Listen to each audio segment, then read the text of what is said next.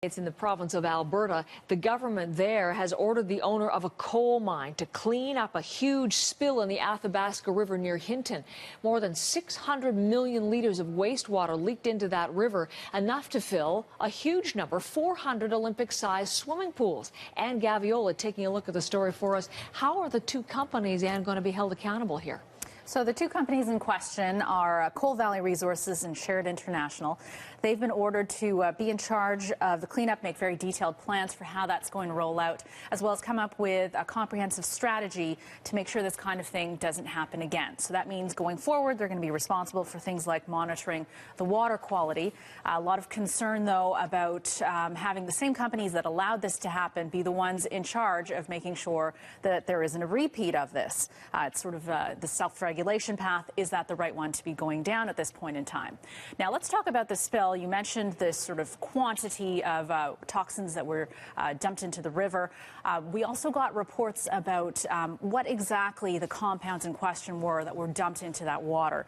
So the list includes some pretty nasty compounds: arsenic, mercury, cadmium, lead, and manganese in a lot of people's drinking water. Now, Alberta's chief medical officer said in a statement that at no point in time was this drinking water in jeopardy. However, water treatment plants in the area were advised not to tap into that water, and farmers were told not to allow their animals to drink from that region. Now, this is a spill that happened at the end of October on Halloween, and this is at a mine about 30 kilometers away from the town of Hinton, Alberta, which is west of Edmonton. You can see it there. And what happened is the dike failed. Contaminated water got into two creeks, and those flow into the Athabasca River, and they flow into a lot of other main rivers as well, including the Peace River and Slave Lake. A lot of nasty stuff, a large quantity, and as you say, Anne, this happened 3 weeks ago. Why has it taken so long to get this type of order in place so the companies have to move to clean it up? That is a question that local residents, as well as the NDP critic in the province, have been asking. Specifically, they want to know why it took so long for the government to disclose that there was arsenic in their drinking water. The government has responded by saying this kind of testing takes a lot of time.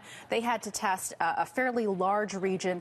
They found some toxins as far away as 40 kilometers from the original spill site. So they said, you know, this kind of thing takes a lot of manpower and time.